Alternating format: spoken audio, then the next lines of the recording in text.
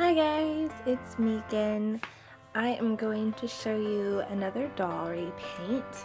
Hopefully this time I got it more in depth for you. But I chose this doll, which is Gigi out of 13 Wishes from Monster High. And she's actually one of the older dolls because she doesn't have opposable arms. There's no joint right there, as you could see. And she has kind of like a scorpion look all over her body, so it was a little bit interesting to have that and to have a pink body. Now I'm just cleaning her face off with acetone. She does have a little bit of a necklace right around her neck that I was gently able to take off with acetone, but it did kind of mess up her skin a little bit, which was fine because I had to go back and sand down everything anyway. But just so you know, if you're going to use pure acetone to wipe off the face, don't get it on the doll's body because it will melt it. Now, as you can see here, I'm making sure to sand down every part of her body because I'm going to do all of the shading. So you want to make sure you get the toes and the feet and all of that kind of good stuff. And so here I've already just put her hair back and I'm showing you a little bit of the body blushing. I'm not going to go through the whole thing with you guys because it's going to make the video longer, but I wanted you to be able to see that I'm using a darker pink because her body is already pink, and I'm just going to go around those joints and make them more realistic.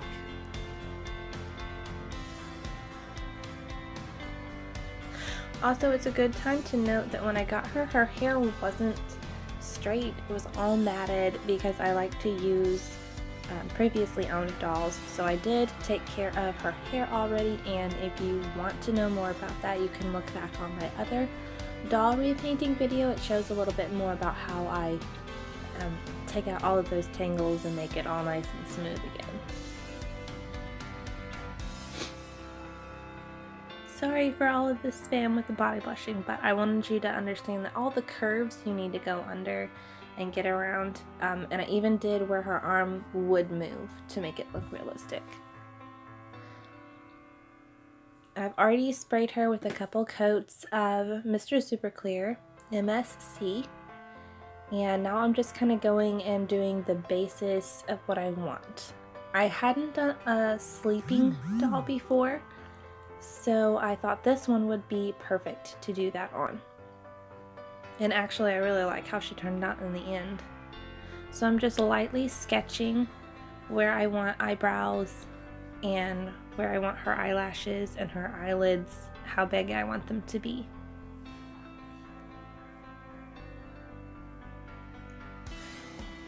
And because her body was already pink and her hair was already pink, I actually wanted to stay within that color zone.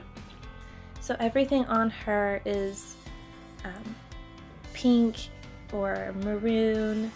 There is a little bit of purple and white in there, but I really kind of wanted to stay more with the monotone theme just to give it a try, and like I said, she turned out really pretty in the end, I think.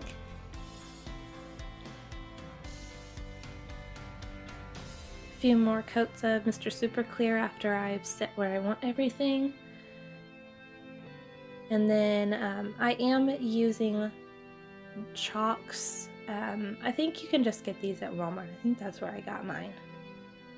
But any really good pigmented chalks. And then of course you have to use watercolor pencils because that just sticks so much better to their face. I did also use some acrylic paints in this, which I've seen a lot of other doll repaints use, so that was really fun. And then the only other thing I think that I used is the clear varnish to make her lips, and I did the eyelash line to make that shine.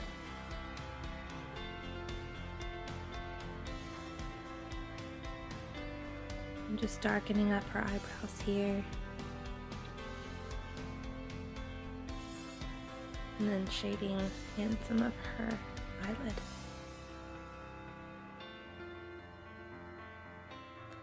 This doll will actually go up for sale on my Etsy when I get her up there, I will put the link in the description below. So if the link isn't in the description, she's either sold or she's not been put up on there yet. I'm hoping to release a whole bunch of dolls in February. I actually have some bigger Disney animator, like the 16-inch toddler size dolls that I'm going to be doing. So hopefully I can put a video of one of those on here too for you. So here I'm just darkening up where her eyelash line is.